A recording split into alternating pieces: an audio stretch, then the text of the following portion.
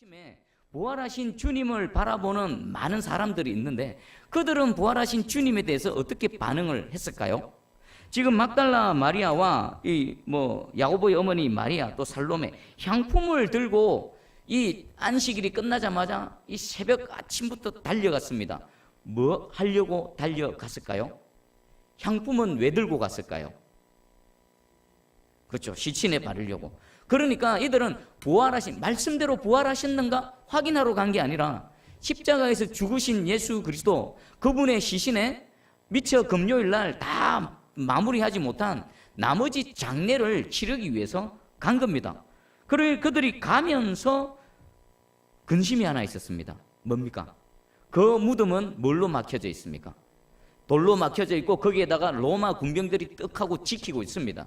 그 무덤의 돌은 장정 여럿이 달려들어서 겨우 굴려야만 움직일 수 있는 그런 돌입니다. 이 연약한 여인들이 막 달려가지만 이 돌을 몇 명이 되는 여인들이 굴려낼 수 있을까요? 없을까요? 못 굴려냅니다. 가기는 가지만 마음이 조급해서 그 십자가에 처참하게 죽어가신 주님의 몸에 그 피라도 좀 닦아내고 좀 깨끗하게 하기 위해서 향품을 들고 가지만 어떻게 하면 그 무덤의 돌을 굴러내지 걱정하면서 갔더니 무덤의 돌이 어떻게 되어졌습니까? 이미 굴러져 있고 그리고 거기에 우리 무덤의 5절을 한번 읽어볼게요. 5절하고 6절을 한번 읽어봅니다. 자, 시작. 무덤에 들어가서 흰 옷을 입은 한 청년이 우편에 앉은 것을 보고 놀라매 청년이 이르되 놀라지 말라 너희가 십자가에 못 박히신 나사렛 예수를 찾는구나. 그가 살아나셨고 여기 계시지 아니하니라. 보라 그를 두었던 곳이니라. 아멘.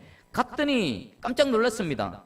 그 무덤을 덮고 있는 그 큰 돌이 이미 열려져 있는 겁니다. 그리고 더 놀라운 것은 한 청년이라고 마가복음에는 표현하는데 다른 복음서에는 이 존재를 누구라고 말합니까? 천사. 하늘로부터 내려온 천사. 그리고 돌을 굴려버리고 그들의 모습은 번개와 같은 형상이었고 아주 흰옷을 입은 그런 모습. 그 무덤을 지키던 로마 군병들은 마치 죽은 사람처럼 벌벌벌 떨면서 엎드려져 있습니다. 그들이 내려올 때 천지가 진동했습니다. 땅이 진동하고 그 하나님의 초자연적인 현상이 나타났습니다. 그들을 모두 두렵고 떨었습니다. 그리고 이 여인들도 그 모습을 보고 무서웠습니다. 근데 이 청년, 이 천사가 말합니다. 놀라지 말라. 너희가 십자가에 못 박히신 나사렛 예수를 찾는구나. 그리고 중요한 말씀을 합니다. 예수님은 너희가 생각하는 것처럼 십자가에 달려서 죽으셔서 여기 계속 계신 게 아니라 그는 말씀대로 부활하셨다. 다시 살아나셨다. 여기 와서 빈 무덤을 확인해라. 와서 보라. 들어가 보니까 어떻습니까? 예수님을 똥똥 막 싸맸던 붕대만 그 자리에 그대로 있고 예수님은 안 계시는 겁니다. 예수님은 이미 다시 살아나셔서 먼저 주님 말씀하신 대로 그 제자들을 만나기 위한 장소에서 거기서 기다리고 계십니다. 자, 그런데 이들은 이 부활하신 예수님에 대해서 이 여인들이 믿었을까요? 안 믿었을까요? 여러분 한번 생각해 보십시오. 이들은 믿었을까요? 안 믿었을까요? 자, 우리 7절을 한번 읽어봅니다. 이 천사가 계속 말합니다. 자, 시작. 가서 그의 제자들과 베드로에게 이르기를 예수께서 너희보다 먼저 갈릴리로 가시나니 전에 너희에게 말씀하신 대로 너희가 거기서 배우리라 하라 하는지라. 아멘. 이 여인들에게 이 청년이 제자들에게 말을 전해라고 합니다. 내용이 뭡니까? 주님이 살아나셔서 먼저 갈릴리로 가 계셨다. 그리고 그곳에서 이전에 말씀하신 대로 너희를 기다리고 있을 것이다. 그래서 너희도 그곳으로 가라. 이 말을 전해라고 합니다. 근데 여자들의 반응은 어떻습니까? 8절 한번 읽어봅니다. 시작. 여자들이 몹시 놀라 떨며 나와 무덤에서 도망하고 무서워하여 아무에게도 아무 말도 하지 못하더라. 아멘. 이 청년이 이 여인들에게 제자들에게 전하라 한 이 말을 전했습니까? 안 전했습니까? 여기 8절 말씀에 의하면 무서워서 막 무덤에서 깜짝 놀라서 막 뛰어갑니다. 그리고는 아무에게도 아무 말도 하지 않았다고 합니다. 분명히 전해야 될 메시지가 있는데 두 가지 메시지죠. 하나는 예수님이 살아나셨다는 겁니다. 우리 눈으로 봤는데 무덤이 비어 있더라. 예수님이 안 계시더라. 그리고 예수님이 너희보다 먼저 갈릴리에 이전에 말씀하셨던 것처럼 그쪽으로 가신단다. 거리로 가서 예수님을 만나라. 이 두 가지 메시지를 전해야 되는데 이 여인들은 전했습니까? 안 전했습니까? 못 전했습니다. 안 전했습니다. 왜 그럴까요? 왜 아무에게도 아무 말 안 했을까요? 먼저는 못 믿은 겁니다. 자신들이 눈으로 직접 보고 그 빈무덤을 보고 예수님이 진짜 살아나셨다라는 확신이 있었다라면은 아무리 이것이 대단히 놀랍고 또 두려운 일이라고 하지만 그들이 담대하게 전할 수가 있었을 것입니다. 첫 번째 이유는 자신들이 아직 못 믿었던 겁니다. 그리고 두 번째 이유는 말해봤자 뭐가 뻔한 겁니까? 빈무덤 보고도 자기도 못 믿는데 자기들이 전하는 이 말을 누구에게 해봤자 그들이 믿을까요? 안 믿을까요? 못 믿을 것 같으니까 아예 입도 뻥끗 못하는 겁니다. 그런 그들을 우리 예수님 불쌍히 여기셔서 우리 9절을 한번 읽어볼게요. 9절 자 시작. 예수께서 안식 후 첫날 이른 아침에 살아나신 후 전에 7 귀신을 쫓아내어 주신 막달라 마리아에게 먼저 보이시니 아멘. 막달라 마리아 빈무덤만 보다가 이제 부활하신 주님의 최초의 목격자 누굽니까? 막달라 마리아입니다. 예수님께서 천사들을 통해서 먼저 알려주셨을 뿐만 아니라 천사들의 말을 통해서 믿지 못하니까 친히 막달라 마리아에게 찾아오셔서 그 부활하신 모습을 보여주시는 겁니다. 그리고 이제 이 마리아가 10절에 보니까 마리아가 가서 예수와 함께 하던 사람들이 슬퍼하며 울고 있는 중에 이 일을 알림해 비로소 자기 눈으로 확인하고 이제 가서 전하는 겁니다. 이제 가서 전하는데 우리 11절을 한번 읽어보겠습니다. 11절 시작. 그들은 예수께서 살아나셨다는 것과 마리아에게 보이셨다는 것을 듣고도 믿지 아니하니라. 아멘. 마리아의 말을 믿었습니까? 안 믿었습니까? 안 믿었습니다. 마리아는 두 가지를 전했습니다. 예수께서 살아나셨다. 말씀하신 대로 살아나셨다. 성경에 기록되어진 대로 살아나셨다. 그리고 그 주님을 내가 봤다. 근데 이 제자들은 이 두 가지를 다 안 믿은 겁니다. 주님이 살아나셨다라는 것도 안 믿었을 뿐만 아니라 그 부활하신 주님을 내가 봤다 이것도 안 믿은 겁니다. 그럼 이 마리아는 뭐가 되는 겁니까? 그 제자들 마리아의 말을 들은 이 사람들은 마리아에 대해서 어떻게 생각할까요? 약간 너무 주님을 사랑한 나머지 너무 주님을 애타게 그리워하는 나머지 뭔가 헛것을 봤든지 지금 예수님의 죽음의 충격에 지금 빠져서 지금 헤어나지 못한다라고 그렇게 판단했을 것입니다. 믿지를 못합니다. 그런데 한번 생각해 보십시오. 이 지금 마리아가 가서 이 말을 전하는 이들이 누굽니까? 예수님과 함께 3년을 동거동락하면서 복음 대신 예수님을 직접 보고 만지고 함께 먹고 마시고 했던 그런 사람들입니다. 그리고 예수님은 기회가 오면 제자들에게 내가 죽고 3일 만에 부활할 것이다 라는 것을 수차례 말씀하셨습니다. 그런데 그들은 그 주님의 말씀을 귀담아 듣지를 않았을 뿐만 아니라 믿지도 않았습니다. 그리고 지금 목격자가 있음에도 불구하고 목격자의 증언을 믿지를 않습니다. 그리고 예수님은 그 믿지 못하는 제자들을 위해서 제2차 목격자를 보내주십니다. 자, 우리 13절을 한번 읽어봅니다. 13절 자, 시작. 두 사람이 가서 남은 제자들에게 알리었으되 역시 믿지 아니하니라. 12절 13절을 보니까 그 후에 그들 중 두 사람이 걸어가서 시골로 갈 때에 예수께서 다른 모양으로 그들에게 나타났어. 두 사람 누구죠? 엠마오의 두 제자죠. 엠마오의 두 제자에게 예수님이 친히 찾아가셔서 그들에게 말씀하십니다. 여기 마가복음에는 자세히 설명하지 않지만 그들에게 죽은 예수께서 십자가 사건을 얘기하니까 그 두 제자는 이제 모든 게 끝장났다. 주님인 줄 메시아인 줄 알았는데 십자가에서 못 박혀서 죽고 끝났다. 이렇게 길을 터벅터벅 걸어갑니다. 그들에게 주님 친히 찾아가셔서 성경 말씀을 읽어주시고 다시 해석해 주시고 그때 그들의 마음이 뜨거워져서 그 주님의 죽으심과 부활에 대해서 믿음이 생기고 깨달았을 때 딱 보니까 주님은 이미 딴 데로 가 계시는 겁니다.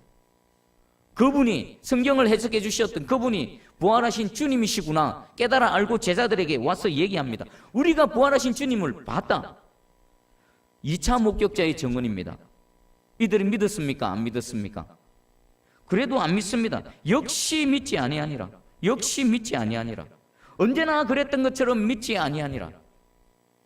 이게 우리 모습 아닐까요? 제자들 주님 가까이 있고 가르침을 받고 말씀을 늘 읽고 묵상하고 예배를 드리는데 이전에도 말씀하실 때도 안 믿었고 그 일이 실제로 재현되어졌을 때도 안 믿고 그것을 믿으라고 목격자에게 자신의 모습을 보여주시고 보이고 보냈는데 그들의 말도 안 믿고 언제나 안 믿고 항상 안 믿고 지금도 안 믿고 앞으로도 안 믿고 제자들이 이럴진데 저와 여러분들이라고 해서 뭐 특별할까요?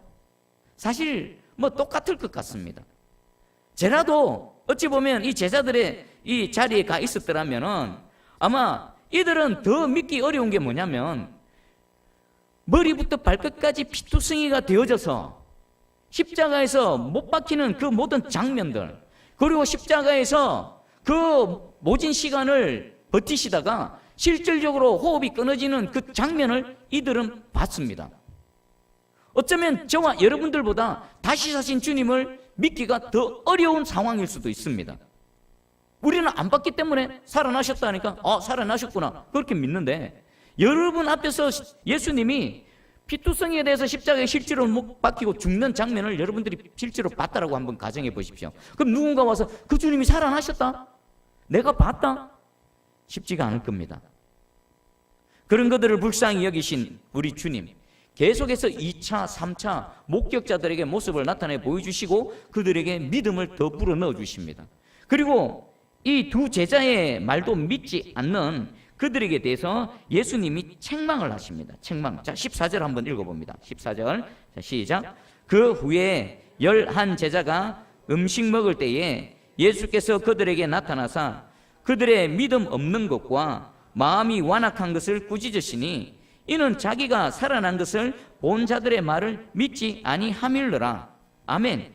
예수님께서 그 후에 이 두 증인을 목격자를 보내고 난 이후에 그래도 믿지 않으니까 예수님께서 11 제자 가룟 유다는 스스로 이제 죽고 없고 11명이 음식을 먹고 있을 때 예수님께서 뿅 하고 나타나신 겁니다. 그리고는 뭘 하셨다라고요? 꾸짖으셨습니다. 꾸짖으셨어요. 무엇을 꾸짖으셨습니까? 왜 내가 살아난 것을 본 자들의 말을 믿지 않느냐? 예수님의 부활에 대해서 믿지 않는 그 제자들에 대해서 엄하게 지금 꾸짖고 책망하고 계십니다. 여기서 주님은 중요한 말씀을 하십니다. 오늘 말씀에 왜 사람이 믿지 못하는가? 왜 예수 그리스도를 믿지 못하는가? 왜 하나님이 하신 일들을 믿지 못하는가? 그 원인을 정확하게 말씀하고 있습니다. 이유가 뭐라고 말씀하십니까? 무엇을 꾸짖습니까? 예수께서 그들에게 나타나서 그들의 믿음 없는 것 그리고 마음이 완악한 것을 꾸짖으시는 겁니다. 예수님은 두 가지를 꾸짖으셨습니다. 믿음 없는 것을 꾸짖으셨고 그리고 믿음 없는 그 완악한 마음을 꾸짖으신 겁니다. 그럼 우리가 왜 믿지 못합니까? 왜 예수님을 믿지 못하고 예수님의 말씀을 믿지 못하고 전능하사 온 세상 만물을 다스리시고 섭리하시는 그 여호와 하나님을 믿지 못합니까? 믿음 없음과 완악한 마음입니다. 믿음 없는 것과 마음이 완악한 것은 어떤 관계에 있겠습니까? 반비례 관계겠습니까? 정비례 관계겠습니까? 우리가 믿음이 없으면 없는 만큼 내 마음에는 뭐가 가득하다고요? 완악한 게 완악. 완악이 뭡니까? 딱딱한 거, 굳은 거. 하나님의 성령의 은혜를 입기 전에 굳어 있는 마음. 우리 주님이 4가지 땅을 비유했죠. 그럼 어떤 땅일까요? 돌짝밭, 길가밭. 말씀의 씨앗이 뿌려져 봐야 뿌리도 내리지 못하고 사단이 와서 쪼아 먹든지 조금 뿌리가 난다 하더라도 돌짝밭이 되어져서 딱딱해서 뿌리 못 내리고 말라 삐뚤어 죽든지 아니면 조금 자라난다고 하지만 그 위에 가시 엉켜키에 의해서 자라지 못하고 그대로 그냥 멈춰버리는 그런 돌짝밭, 길짝밭, 그 가시 엉겅키 이런 데 있는 겁니다. 그러면 이 믿음이 있는 사람들은 상대적으로 이 완악한 마음이 어떤 겁니까? 상대적으로 없는 겁니다. 좋은 마음, 좋은 땅, 새 마음. 주님 분명히 말씀하셨습니다. 내가 너희에게 새 마음을 줄 것이다. 내가 너희에게 새 영을 줄 것이다. 이 은혜를 간구하시기 바랍니다. 그래야 내 마음에 있는 완악함이 없어집니다. 저와 여러분 안에 완악함이 없어져야 우리 가운데 뭐가 생기는 겁니까? 믿음, 더 큰 믿음, 담대한 믿음, 주님이 말씀하시면 그것이 무엇이라 하더라도, 내 이성을 초월한다 하더라도, 자연현상을 초월한다 하더라도 그 주님을 믿을 수가 있는 겁니다. 오늘 우리 주님 분명히 말씀하십니다. 너희가 믿지 못하는 것은 그 마음에 완악함이 있다. 완악함을 제거해라는 것입니다. 여러분들, 우리 안에 있는 완악함이 오늘 새 마음을 주시겠다라고 하신 하나님, 새 영을 부어주시겠다라고 약속하신 그 하나님의 은혜로 말미암아서 좋은 땅, 30배, 60배, 100배의 결실을 얻는 그 좋은 땅이 되어지기를 주님의 이름으로 축복합니다. 주님의 이 십자가에 죽으시고 부활하신 의미를 한마디로 사도 바울은 이렇게 표현했습니다. 로마서 4장 25절입니다. 예수는 우리가 범죄한 것 때문에 내줌이 되고 또한 우리를 의롭다 하시기 위하여 살아나셨느니라. 아멘. 예수님이 그 생명이 십자가에서 이렇게 처참하게 죽어가신 그 이유는 무엇 때문입니까? 우리가 범죄한 것 때문, 우리가 죄를 지었지 않았다라면, 아담의 한 범죄가 없었다라면, 하나님과 우리 사이를 갈라놓는 그 범죄가 없었다라면, 지금도 살아가면서 생각으로 마음으로 손과 발로 짓는 그 죄가 없었다라면 주님이 십자가에 가실 이유가 있습니까? 없습니까? 없었다는 겁니다. 그런데 안타깝지만 우리는 죄를 범했고 죄악 가운데 먹고 마시며 살아갑니다. 그런 우리를 그 죄에서 건져내시기 위해 저와 여러분들 죄 때문에 그 흠없으신 그분이, 죄와는 상관없으신 그분이, 그 거룩하신 분이 십자가에서 죽임을 당하신 겁니다. 그리고 거기서 끝난 것이 아니라 그 죽기까지 순종하심으로 저와 여러분들의 죄 때문에 죽으신 그분을 하나님께서 살려내셨습니다. 뭐 하기 위해서요? 예수 믿는 자들에게, 저와 여러분들 어렵다 하시기 위해서 우리 주님 다시 살아나신 겁니다. 여러분, 십자가만 생각하면 안 됩니다. 십자가에는 한계가 있습니다. 십자가 너머에 있는 그 부활의 능력까지 바라보셔야 됩니다. 여러분, 부활의 주님을 꼭 붙드셔야 됩니다. 그곳에 영생이 있고, 십자가만 있어서는 영생이 없습니다. 부활한 주님이 있어야 우리에게 영생이 있고 우리 삶 가운데 부활의 능력이 나타나는 겁니다. 오늘 바울이 말한 우리가 범죄한 것 때문에 내어줌이 되고 이미 과거에 이루어진 일입니다. 그리고 우리를 어렵다 하시기 위해서 살아나셨느니라. 이것도 이미 과거에 이루어진 일입니다. 예수 그리스도를 믿을 때에 이 말씀이 내게 적용되어지는 은혜의 말씀인 줄 믿습니다.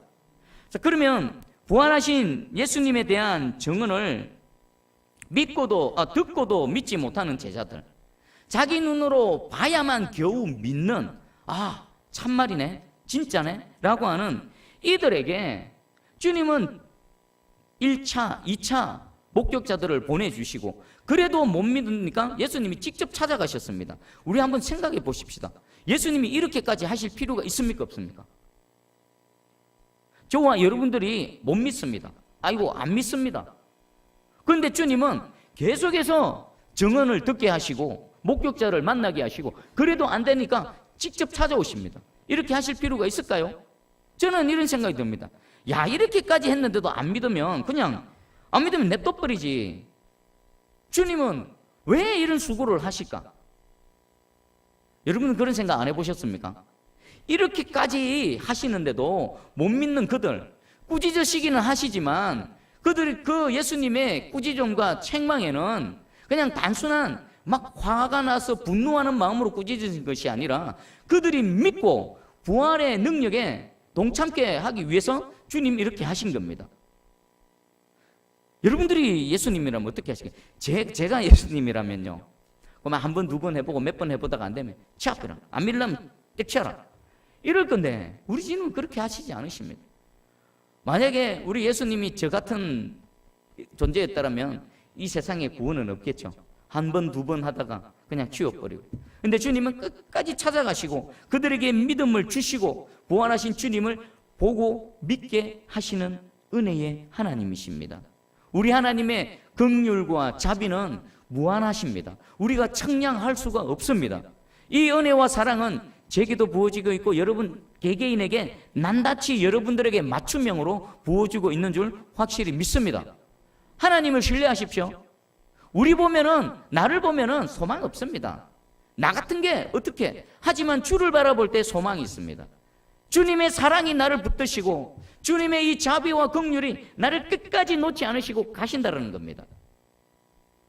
내가 벼랑 끝에서 떨어질 판인데 주님 손 꼭 붙들고 있습니다. 근데 점점점 제가 힘이 빠져갑니다. 나는 더 이상 견디지 못하고 손가락 하나하나가 풀려나가는데 내 손목을 잡고 있는 주님의 손목은 풀립니까? 안 풀립니까?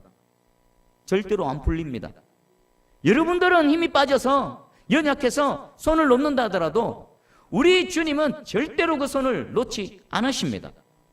믿음을 계속 부어주시고 내가 믿을 수 있게끔 낮아져서 맞춤형으로 계속 찾아와 주시고 말씀해 주시고 그 드디어 믿음이 생겨나게 해주시고 그 부활에 동참케 하시는 은혜의 주님이십니다. 자, 우리 그러면 우리 현실을 보겠습니다.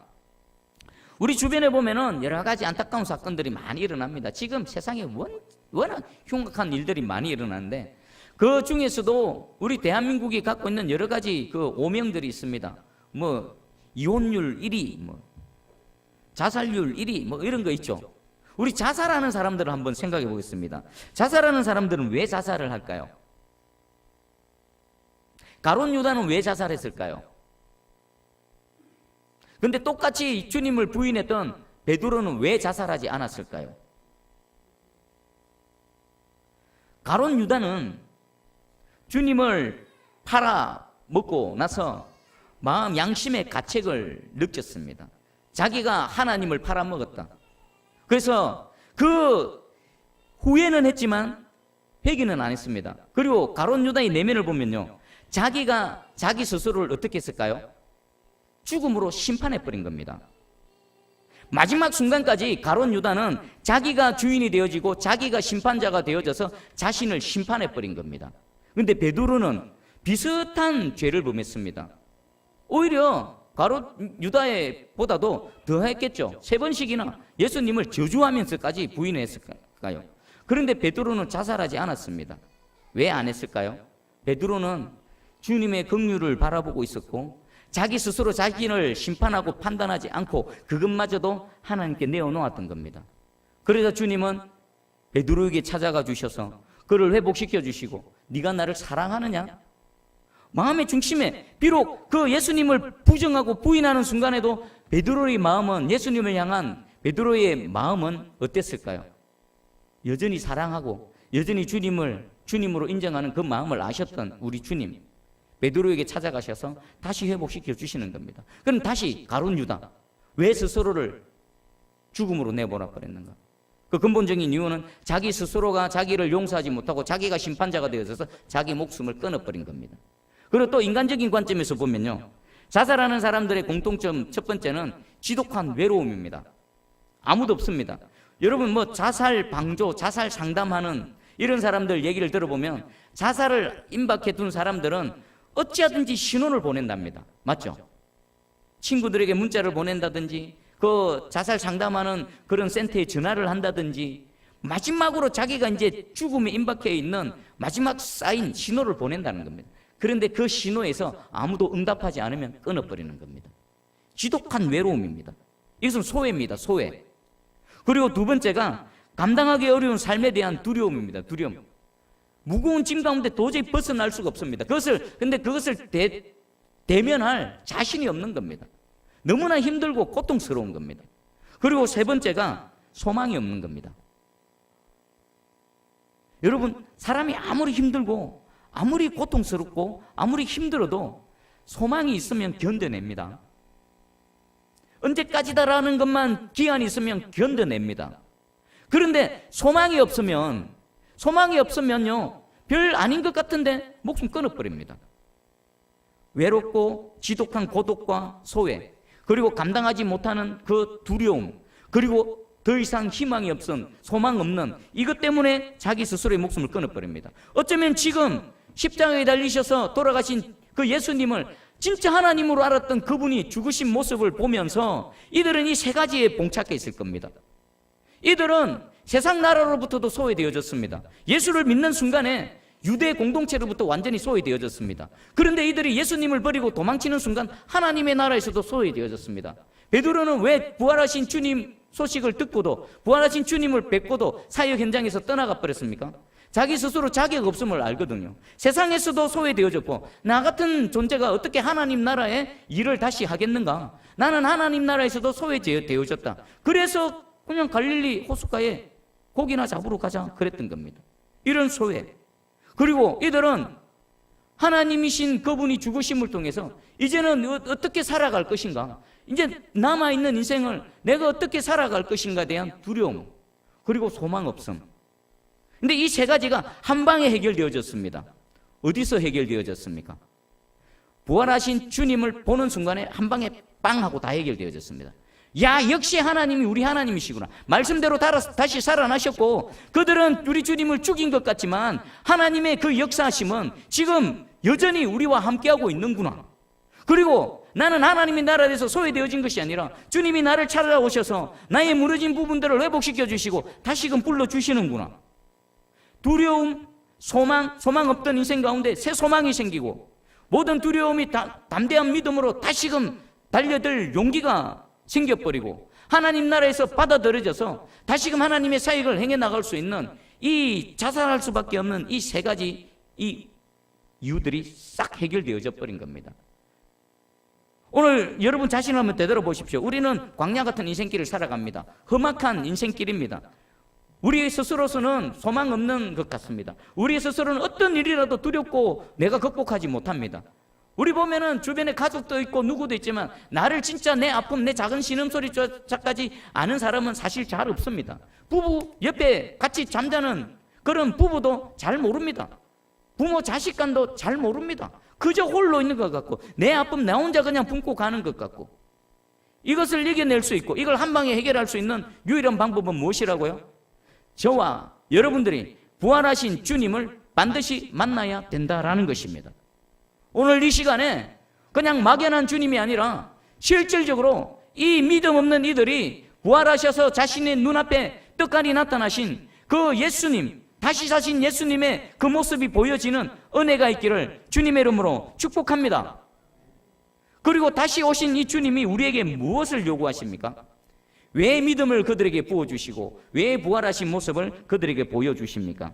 우리 15절을 한번 15절부터 17절까지 한번 읽어보겠습니다. 15절 16절 한번 읽어봅니다. 자, 시작. 또 이르시되 너희는 온 천하에 다니며 만민에게 복음을 전파하라. 믿고 세례를 받는 사람은 구원을 얻을 것이요 믿지 않는 사람은 정죄를 받으리라. 아멘. 부활하신 주님을 보고 믿음이 생긴 이들에게 예수님이 무엇을 명령하십니까? 온 천하에 또 만민에게 무엇을 전파하라고요? 복음을 전파하라고. 우리에게 새 소망을 주시고 우리를 사역을 회복시켜 주시고 그 주님이 우리에게 명령하신 게 이겁니다. 부활하신 주님을 여러분들 목격하셨습니까? 그럼 목격자가 되어졌습니까? 그러면 온 천하 만민, 소외되는 어떤 땅, 소외되어지는 어떤 사람이 있습니까? 없습니다.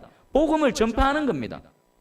그래서 주님은 믿음 없는 그들에게 이렇게 찾아오시고 저렇게 찾아오셔서 믿음을 부어주신 겁니다.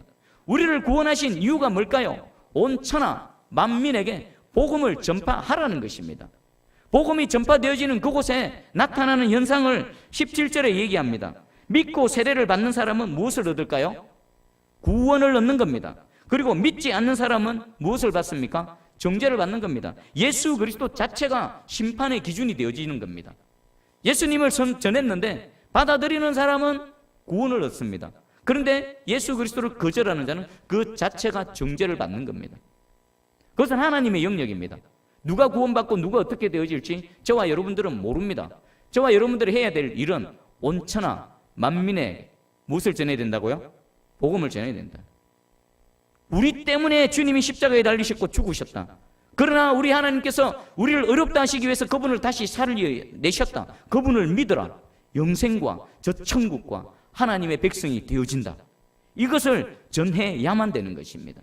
그리고 그것을 전할 때에 우리만 보내시는 것이 아니라 그 유명한 말씀 우리 17절, 18절 한번 읽어봅니다. 자, 시작. 믿는 자들에게는 이런 표적이 따르리니 곧 그들이 내 이름으로 귀신을 쫓아내며 새 방언을 말하며 뱀을 집어 올리며 무슨 독을 마실지라도 해를 받지 아니하며 병든 사람에게 손을 얹은즉 나으리라 하시더라. 아멘. 주님이 복음을 전하라고 그들에게 보내실 때에 표적과 기사가 따를 것이다. 그리고 이런 능력들이 나타날 것이다. 어떤 능력입니까?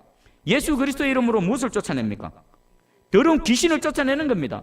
우리 안에 있는 어둠, 가정 가운데 듣고 있는 거, 어떤 공동체, 교회 안에든 이 나라와 이 땅을 듣고 있는 어두운 모든 더러운 귀신들을 쫓아내는 권세를, 권력을, 능력을 주님께서 주시라고 지금 약속하고 계십니다. 아멘 하시기 바랍니다. 복음이 선포되어지는 그곳에 이 능력이 나타날 줄 믿습니다. 그리고 새 방언, 이 방언의 내용은 뭘까요? 하나님을 찬양하지 못하던 입술이 하나님을 찬양하는 입술로 바뀌어버리는 겁니다. 늘 원망하고 불평하고 비판하던 입술이 하나님을 향해 감사하고 또 하나님을 향해 기도하는 입술로 바뀌어버린다는 것입니다. 이런 일이 일어날 줄 믿습니다. 그리고 사단들은 광야에 나가면 온통 불뱀들입니다. 하나님이 막아주시지 않으시면 언제라도 물려서 금방이라도 쓰러질 것 같은 그런 세상 가운데 주의 손이 우리를 지키고 보호하셔서 독을 마실지라도 해를 당하지 않게 하실 줄 믿습니다. 그리고 병든 사람에게 손을 얹은즉 나으리라. 영육간에 모든 병든 가운데 손을 얹고 기도하면 여러분 때문이 아니라 저 때문이 아니라 누구 때문에요? 예수 그리스도의 이름에 능력이 있어서, 만군의 여호와의 이름에 능력이 있어서 그 이름의 능력 때문에 병이 나을 줄 믿습니다. 여러분 담대히 나가서 복음을 전파하시기 바랍니다. 병든 자를 만납니까? 이 말씀 붙들고 손을 얹고 기도하시기 바랍니다. 귀신 들린 자 만납니까? 나사렛 예수 그리스도 이름 대적해서 쫓아내시기 바랍니다. 주의 이름의 능력이 그 일들을 행하시고 복음이 선포되어지는 곳에 표적과 기사를 나타내며 하나님이 함께 하심을 분명히 보여주실 줄 믿습니다. 우리 어제 세순교회 우리 전도회에서 처음 전도를 준비해서 2018년도 전도를 나갔습니다. 그리고 계획이 둘째 주 토요일 또 넷째 주 토요일 날 우리 전도를 나갈 거라고 계획을 하고 있습니다. 여러분 누구라도 복음을 전파하는 것은 어떤 특정한 사람들만 하는 겁니까? 누가 하는 겁니까? 예수 믿는 모든 사람들입니다. 구원의 은총을 입은 모든 사람들은 이 온천하에 다니며 만민에게 복음을 전파하라 여기에 해당되어지는 것입니다. 여러분들 교회에서 계획을 잡고 복음 전파를 위해서 움직여 나갈 때 여러분 모두 동참하시길 바랍니다. 나하고는 상관없어 하면은 이 사람은 하나님이 나중에 봤을 때 뭐라고 할까요? 나는 너를 모른다. 끝장나버리는 겁니다. 주님의 관심 있는 곳에 여러분들의 관심이 있고 주님이 가라하는 곳에 여러분들의 시간과 이 몸뚱아리와 마음이 있기를 주님의 이름으로 축복합니다. 그럴 때에 이 부활하신 주님이 저와 여러분들을 통해서 이 지역을 덮고 사천 지역을 덮고 온 대한민국 땅을 덮고 세계 열방을 향해 나갈 줄 믿습니다. 할렐루야! 우리 반주해 주시고 한번 이 말씀 붙들고 기도하기를 원합니다.